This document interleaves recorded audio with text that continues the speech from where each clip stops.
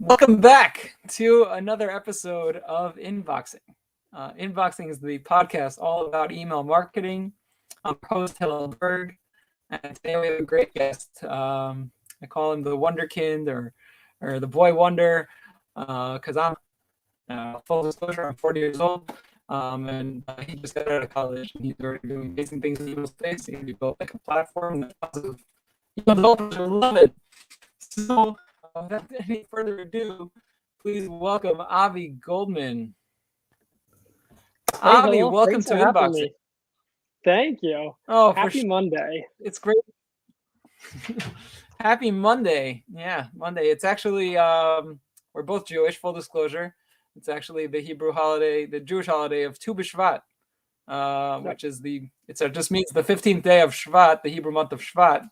But it's a day where we call it the celebration of trees. It's like Arbor Day, I guess, in the Jewish tradition. So Yep. happy Tu B'Shvat Happy Tu B'Shvat. on the The snowy trees day here are not having a good time. Yeah. in the DC, right, in Israel where I am.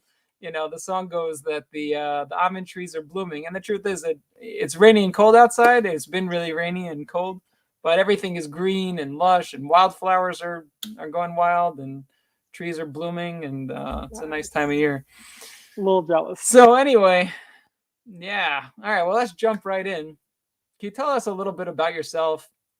Your background and how you ended up, working in the email industry.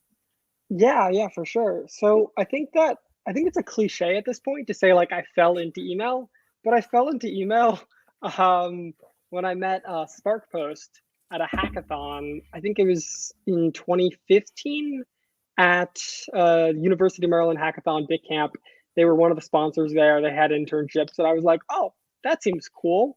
So I was just talking to the folks over at the booth, and they had a challenge, and I did it. And then I applied for the internship, and I got it, which was absolutely amazing. It was an amazing experience as an intern over there. And then I just kind of stuck around. They couldn't get rid of me, so I stuck around. They were really kind, got me a full-time offer as an engineer. And then I kind of, from there, like I knew nothing about email, absolutely nothing, and got to learn a lot about like the technical side of how it worked. So I really didn't start on the marketing side. I started very much on the like deep in the weeds, and then kind of moved the other direction. Because after I was an engineer there, I jumped into the marketing department as a developer advocate and got to run like a meetup out in San Francisco for email geeks and like meet a lot of people on the ground there and really get an understanding of all the different roles and different jobs that go into actually good email sending. And then after that, I moved back to the East Coast and worked as a product manager at SparkPost. So SparkPost was really a lot of my entire like email experience up to this point. So yeah, I've just kind of been learning along the way. Right. So you're like a child with SparkPost. it's, they really launched you. So did you, while you were in 100%. college, you were working for? Was it while you were in college you're also working at SparkPost? Yeah, so I did one semester of college and then did the internship over at SparkPost, and then I left college to work full time. So SparkPost was my college years for sure. I spent a lot of That's time so at the interesting. University of Maryland hanging out with friends while working full time. All right, Jay Orem is with us. It's really fun. He just says hi. Hi, but Jay. yeah, it's great. It's former guests getting tuning in. That's really special. All right. So what was your it's funny, you came actually from the deliverability slash, how, and you were working for like one of the biggest, right, SMTP relays in the Yep. world, right? Like Yeah. where does SparkPost rank? Like for people who don't know, like what Um, does SparkPost do? yeah, so SparkPost is an email delivery platform, so you should definitely check it out if you need to do sending. They also provide really powerful analytics. They have the biggest source of panel data at this point. They have seed testing, blacklist monitoring. They do it all really. And the core of the business has always been sending. And so if you need to run either your own MTA because you are at that size, it's a great platform. If you need to just relay your password reset through an API, they've got that too. So depending on how you measure it, they're top three, probably biggest sender in the world through all their platforms. Yeah. So yeah, That's pretty amazing, and I'm sure a yeah, lot of what am I thinking? ESPs are probably back-ended into Spark Post. I mean, probably yep. exactly which ones, but There's definitely a few of them. all right. So we didn't actually do this one, but what is your biggest frustration? Like, how did you end up? I mean, we're getting there, but Yeah, when did you start doing any email development? Like, when did you realize like there was a need for better tools? Let's say. yeah. So I think it was when I was a developer advocate and I was meeting people in the community at that hackathon and, just chatting with people online, getting in the Email Geek Slack, which we should definitely talk about because that is one of the most amazing communities ever. And I started to just try to mess around with it myself. And I think that I just kind of got frustrated pretty quickly because email is complicated, email is hard, email takes kind of a lot of skill and passion and patience. And I just couldn't get my tools, the ones that I kind of expected to work with email, right? Things that I was used to from the software engineering side, they just didn't transfer. Email broke them in weird ways. They didn't account for all the little quirks. You have ghost tables, you have all these other areas that you just don't deal with anywhere else. And so, yeah, I just kind of started messing around with it, and that's kind of and just had fun with it. And so then got into just being like, well, maybe I can make something that helps with these problems as I'm working on this. And then the idea was on a back burner for a few years there. Like it was like the spark was back then, and then I didn't really start looking at it until much more recently. Uh-huh. Like, okay, so then what was the tipping point? Like you said, it was on the back border. So what was the tipping point that finally said, like, okay, we got to start building, what eventually became Parcel? Like, Yeah, so I left Spark Post end of 2019, beginning of 2020. And at that point, right before COVID, I was like, you know what? I want to start a business. Like that was the goal. I wasn't sure what I wanted to work on. I wasn't sure if I wanted to stay in email because I had been my whole career. So I started playing with some other ideas, doing consulting and contracting, just to kind of keep myself occupied. And I couldn't leave email. I realized how much I loved the people and I loved the problem, and like the number of problems that there are and interesting areas to work on. And so I was like, you know what? Let's go back in that document of old ideas that I had written down, started digging through it, and I was like, okay, that one, because it kind of just aligned with the things of serving developers that I really love, serving the email community, and like creating something new.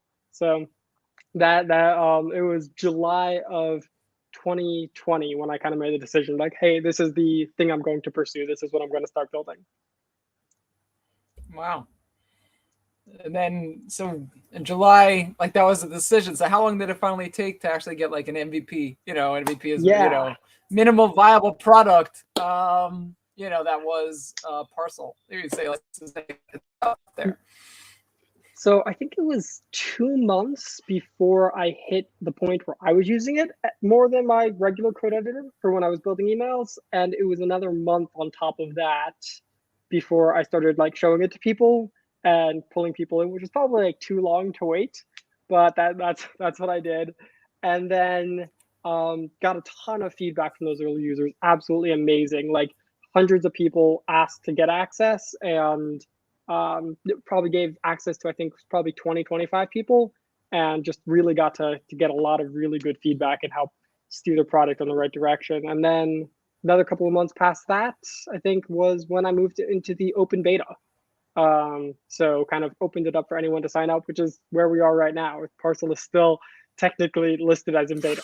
So yeah, hopefully very, very soon in the next few days, we'll be doing the V1 launch because functionality is there and product, I think, is ready. Wow, that's really really exciting. Yeah. So like, yeah, so are you ready to launch? So from a 0 to 100, like how finished, like how much farther do you Mm, think you could take this? Like, that is a good question. There's always more to do, right? And it's interesting because, like, email is always moving, right? So the industry is moving, email clients are moving. The expectations of of subscribers, like, so I don't think Parcel will ever be done, but for right now, maybe 15-20% of the way of kind of where I want Parcel to end up. There's still a lot to do. There's still a lot coming. all right. Yeah. Yeah, All more right. to So do what for was the sure. most surprising thing? What was the most surprising thing you found, building Parcel? It's a I have this problem where my brain, like, after I get past the problem, after I stop working on something, my brain's like, cool, we're done with that, and immediately forgets it. And so I think it's the same thing with surprising things. But I think that the things that have stuck with me the most is how many quirks there are to email. Like, I thought I knew them at the beginning of Parcel, and I did not. I've continued to learn more and more and more from, like, awesome people and from experimentation. And I have been surprised also by how supportive people are, and how, like, just how kind they are with when you're putting yourself out there and putting something you made out there. Because creating a product is a lot like making art. I think, like, it's very much like, here's this thing, I hope you like it. Like, and you're building it for someone, and you hope it's serving the purpose that it's supposed to. And people in the community have just been absolutely unbelievably kind and supportive, and, like, sharing the product and the work, and just, like, making connections. And it's just, yeah, so that's definitely been, like, the through line of, like, the most surprising thing is just people keep being kind, and that's just amazing. Yeah. Uh-huh. Who's been like the big contributors to Parcel? Like I'm sure there's Oh like a man, few people that stick out in your mind. Like, Jay has been absolutely amazing. He's been there since the beginning. Mark Robbins has been there. Megan has been yeah. absolutely amazing at Pathwire. I mean, I'm like opening up Slack to see The feature it's, requests. yeah. I mean, but, like, there's Anthony over at Atwire has been great. The team over at Willow Trees has been absolutely amazing. Like, there's been so many people who have just been really kind and thoughtful with their feedback and generous. And so, yeah, I just, like, we could spend the whole time talking about all the amazing people I've gotten to talk with. That's really cool. And I think what you're hitting on though, and you could talk to this, is that really like people felt Parcel like came into a new like, but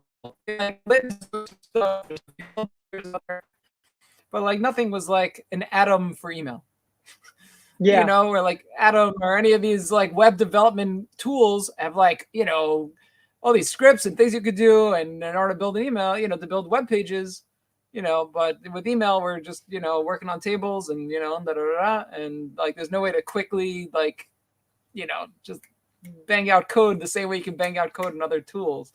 So I think that's why yeah. like the whole like community like got so excited, like, hey, there's someone making something for us, like we, like let's help him. This is awesome. Like, please, like not only that, it was just Well, so open. You know what I mean? It's not like you have like other tools are like talking to the community and like trying to get as much feedback as possible. Like you were just like, I don't know exactly what I'm doing here, but I'm trying to do something. So like yeah, here, tell me what you want. Like let's put it in. Like and that you just exactly. Like, it was so refreshing. And I think that's why everyone was like jumping into it. Like we loved that. Like holy cow. You're like, and well, and definitely that makes you the boy wonder. it's just good people doing good things, 100%. Yeah, like, it really is surprising how open the entire kind of, like, how much possibility there is right now to, like, help email developers. Because email is such a creative space, and it's got so many interesting constraints. I think that that's, like, one of the things that makes email interesting and frustrating to people who aren't in the space. Like, when you ask When you ask or someone who has no experience with email, whether they're coming from the engineering side or from a completely different industry entirely, they don't understand the level of effort that goes into every email. Like in every step of the process, from like coming up with like the right, from the right workflows to the copy, right, to like the actual design, to code, to delivery, to tracking, to like re-engage. Like there are so many steps, and so like what was interesting was also just like how much space there was to help with just this one piece, right? Because there are so many amazing companies in email that are working on the other really complicated pieces, and there's just so much complexity in this one piece too. So yeah, just a lot of fun to work on.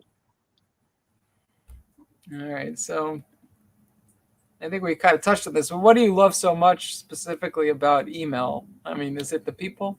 Is it, Yeah, I you mean, said you were actually 100%. looking for things to work on. You could have really done anything. Yeah, And then you're yeah, just like like, yeah, let's build an email editor. yeah, Got my that was a huge part of it.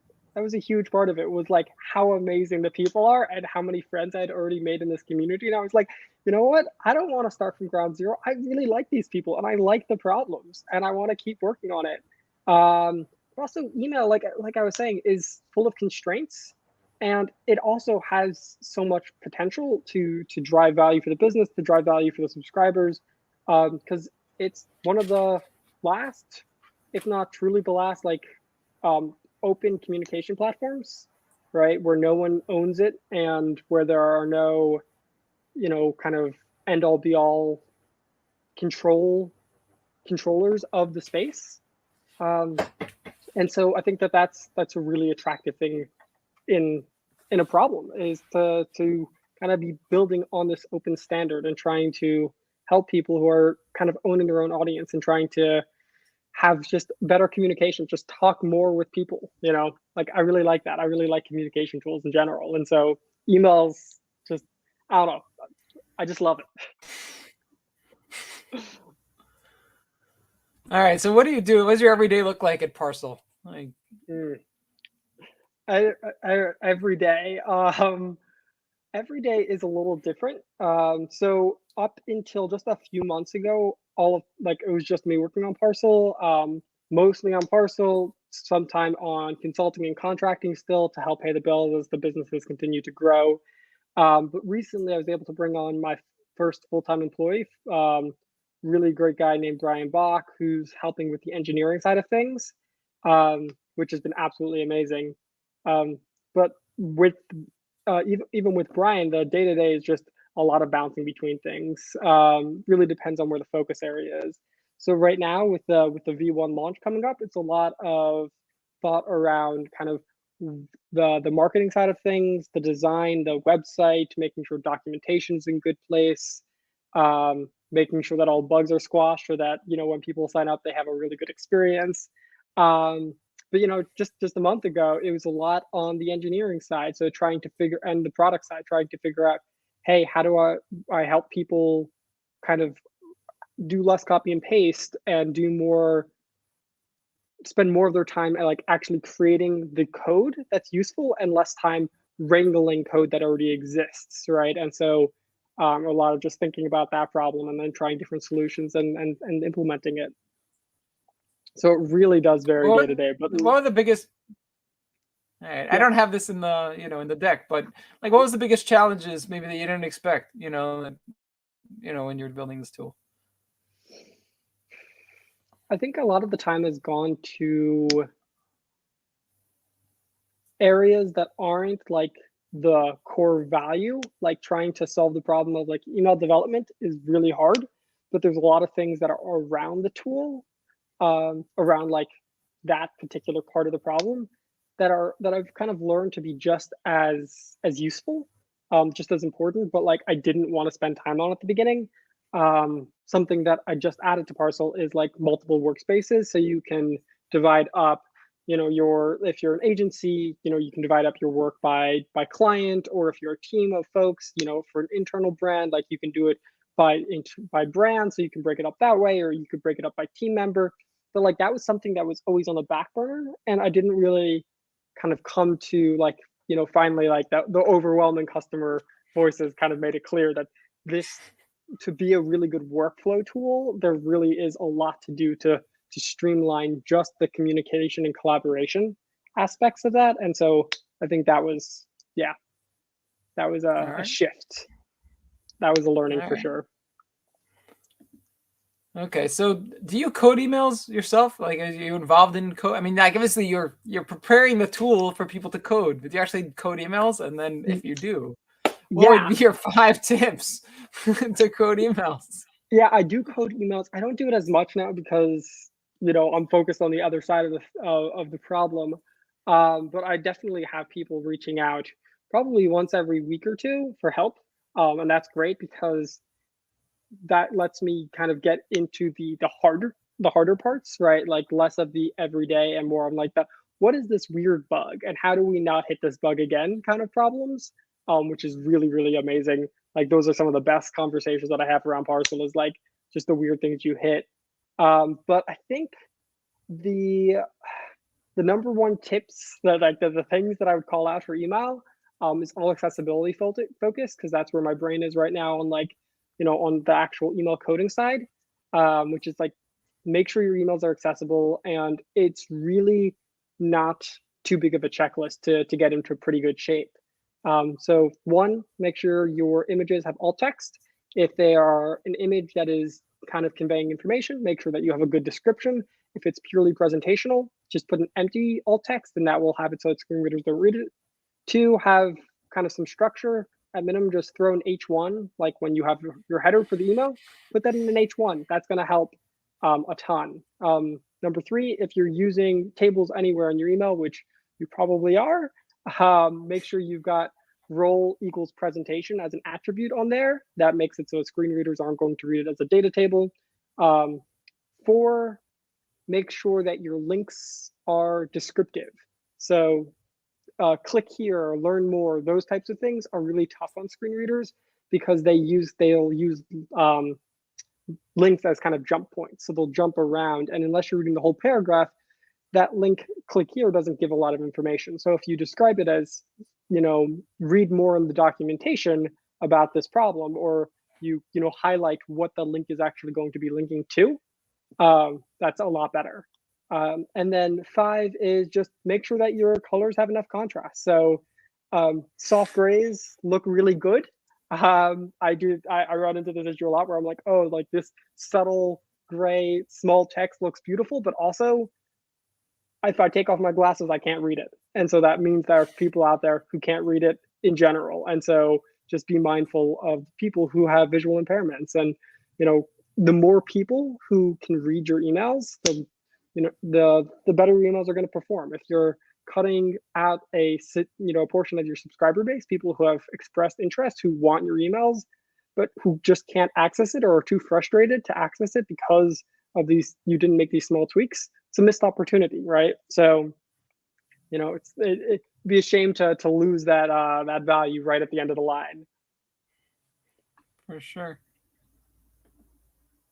All right. And what do you find are the biggest mistakes or frustrations people have, or your own mistakes? Uh, so I think that my biggest mistake in email, and there's a lot of like careful configuration that goes into email, right? Everything is kind of a balancing act between your code and your copy and the message and also just the sending. And I remember right at the beginning of when I was sending emails, I had like a really good test domain that was great for me and terrible for everyone else because everyone else, it got blocked or spam. And for me, it just went straight into my inbox immediately. And I sent a message to folks using that domain instead of the production domain, instead of the right domain. And that was a sad moment because it was just like all this work and it was like sub 1% open rate because like everyone got spammed. And I was just like, oh man, like this is just a rough moment. Yeah, that was definitely a memorable one. All right. Now, how do you see email changing? I mean, you're like, I feel like at the front line. Like you see different things happening all the time, different feature requests. So what do you see happening? Yeah, I think And that um, I think we're going to see more more creativity and more power done in the inbox. I know that that's been kind of the trend for years now, but we've got interactivity, we've got AMP. Google does a really good job of figuring out, hey, this stuff gets pulled out into your calendar when you have a flight. Microsoft has their own flavor with their actions. I think that that's going to become more prevalent, and we're going to be moving faster in the inbox. I'd like to see that. I think that that's where things are going. I know that there's some other awesome companies out there who are starting to work on that problem as well, making it easier and easier for marketers to put that sort of activity into their emails. I think another big one is a change in the metrics that we're looking at. Right, we've got the Apple, change this year where we really can't trust open rates, but that's always been an issue, right? There's always been spam filters kind of creating fake opens and fake clicks, and so I think that the more that we tie our success and our definitions of success to the bigger business metrics, and kind of connect it further downstream, the better off, the more stable we're going to be. And so I think that we're going to see a lot of movement there, especially with platforms like Squarespace even getting into the email game when they already have the website. So if you are sending, the marketing email and you're receiving the click and you're doing that, like it's a simple thing to technically try to kind of track through and track the email through to the sale, because you're not trying to integrate multiple platforms. It's just a single platform handling that. And so I think we're going to see more of that kind of better connection throughout the entire customer lifecycle. And then this is just like a hope, but better timing for emails. So like whenever I buy something, probably a third of the time I'll get like a coupon after I bought the thing. And that is just the most frustrating thing. And so just like this is a hope. I don't know if this is going to be, but better timing in our messaging. So we're sending people the right message at the right time. Don't send me a coupon after I bought. Send me a coupon before I buy, or send me a thank you after I bought. Don't make me feel silly for having spent an extra $15, But yeah. So you think that's going to get better? I sure hope so. I do. I have faith in us. But yeah, that's something for sure. That's yeah. Anyway. All right. So what are your proudest email achievements? I mean, you'd already built a platform to send emails. There's something actually I forgot to say about the last thing you mentioned, but just in terms of the one platform collecting all the data points. I just remember in my interview with Ross Andrew Paquette from Marrowpost. Basically, what he's doing is trying to build the e-commerce platform with the customer service piece, with the email marketing piece, with so it's really every data point a company could want is all in one place. Yeah, and then it's not using Zapier or different tools to try to figure out how to integrate all these different things together. Yeah, I think that's going to be huge, right? That's just just such a confidence boost in the work you're doing, right? When it's all connected that way. Right. Oh, for sure. Yeah. It's reliable data. The data points is so much more. Yeah. Yeah. That's huge. That's huge. Really clear. Yeah, for sure. All right. Yeah. So what are your proudest email achievements? Well, I like Parcel. That's a good one. I don't know if that's strictly in email though. I'd say it is. I mean, you could say I'm proud of, the platform you built is. I'm pretty proud of that one. That's a good one. And no one else can really brag about that. So. Yep, that's a good one. But I think that the thing that I'm proudest of in email has been right at the beginning when I was helping my dad. So my dad is a podiatrist. He's had his own practice for 30 years. And he wanted to do kind of just some marketing to kind of expand to the people he was serving. And so we just started collecting emails from his patients and asked them to review him on a platform called Health Grades, where you can find doctors. And pretty quickly we got into one of the top reviewed and the most reviewed doctors in podiatrists, doctors, I think in general, in 100-mile radius. And I think that really like was a light bulb moment for me. And I was like really proud that I was able to help him with that. And also just like seeing the power of what you can do, which is like a little bit of communication, a little bit of email was really, really cool. That is really, really cool. All right. What are your favorite brands to see? I mean, the brand's actually using your tool. Does that make them your favorite? I don't know. But yeah, That definitely helps. It definitely helps. But I think that BBC always has really cool stuff. They're just some really beautiful emails and really cool examples of interactive emails. And lately, I've how been cool doing is a it little. for you? That BBC is using your tool, thanks to Well, Jay Orem. I mean, absolutely. That is the best feeling. Also, is when you can like identify that something came through. Um, but also like the work isn't like it's a proud moment, but like the work is not mine. It's just really cool to see. Like Right it's now, just but fun that I get to have like a little bit of like a thing like, you have oh, a I fingernail helped. in it, And whatever. right, Yeah. exactly. Fingernails are a really good way to put it. Um, and I've been doing a little bit more shopping at REI lately, which is like a outdoors kind Yeah, of yeah, I know co-op. REI. Yeah, I've been following them for a while. Yeah. yeah, and I subscribe to their stuff, and I've really been liking it. I just really like their tone in their copy, and they've got good imagery in their email. So I think that I've been a fan of theirs lately. All right. Awesome. All right. What are your favorite all-time campaigns Mm, and why? Do you have any okay. campaigns that stand out to you? Um, so see the more recently-ish the Google Nest interactive email was absolutely brilliant. I thought that was one of the coolest things that I'd ever seen in email. That was really cool to see.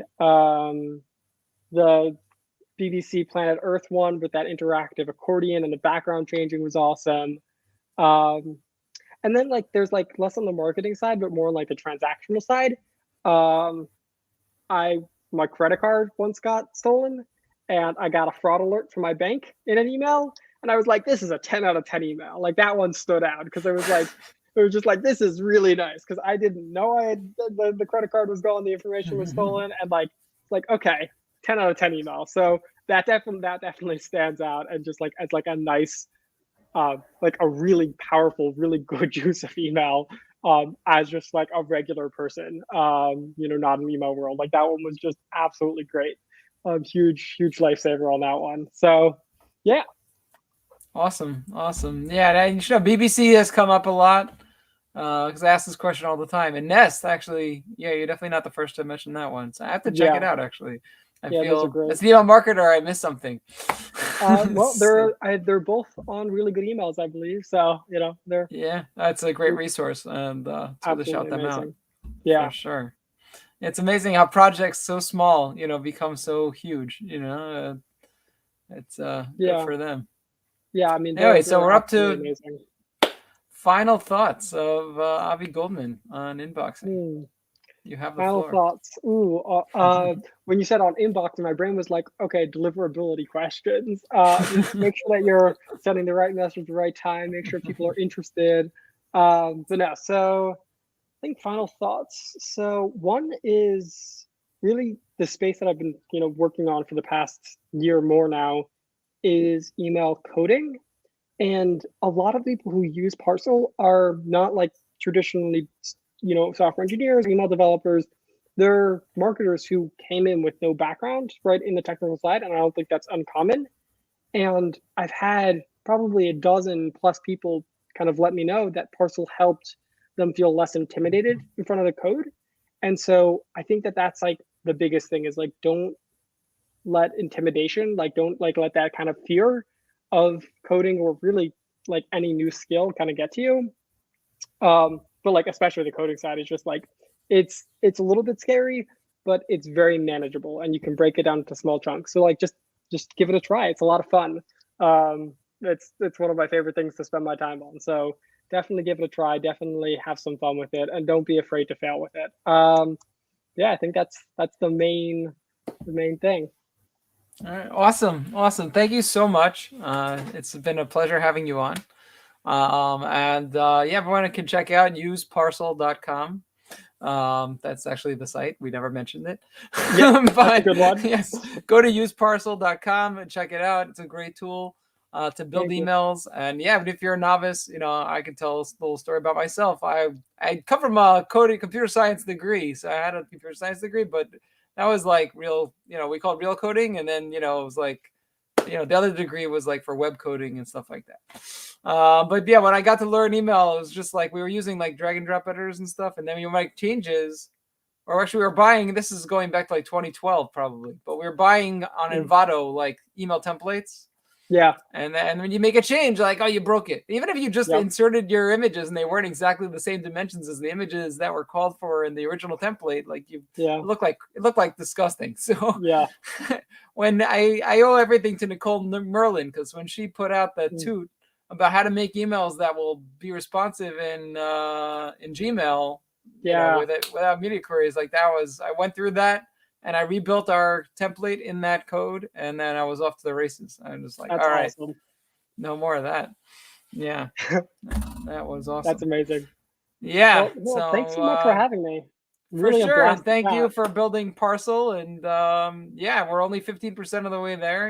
So there's a lot more to. The road is long ahead of us, and to the moon and back. Awesome. All right, awesome. Thanks so much. Bye. Thanks, everyone. And that's our show for today. If anyone's interested in becoming a sponsor for Inboxing, I blew on my face. If anyone's interested in becoming a sponsor for Inboxing, you can at in hillelberg.com/sponsor. You can find out all the information about becoming a sponsor. There's a lot of opportunity. And that's our show for today. Have a good one.